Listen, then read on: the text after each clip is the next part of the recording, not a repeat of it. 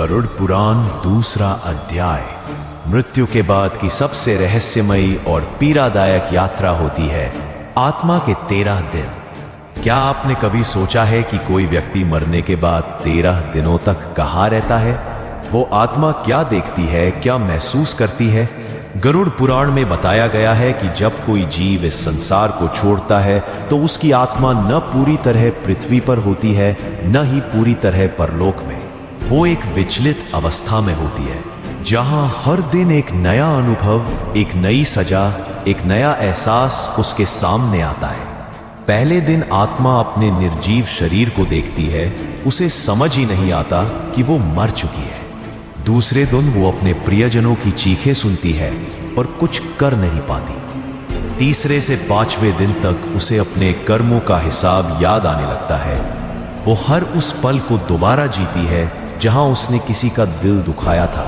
6ठे से 9वें दिन तक यमदूत उसके चारों ओर घूमते हैं और आत्मा भय, ग्लानि और अकेलेपन से कांपती है। और फिर 10वें से 13वें दिन आत्मा को यमलोक के द्वार की झलक मिलने लगती है। गरुड़ पुराण कहता है 13वें दिन यमदूत आत्मा को लेकर जाते हैं एक ऐसे स्थान पर जहां उसके अच्छे बुरे कर्मों का न्याय होता है। शास्त्रों में कहा गया है त्रयोदश दिने मृतस्य प्रायश्चित्तम विधीयते अथ यापि यमक्षेत्रम पाप कर्म विभूतये।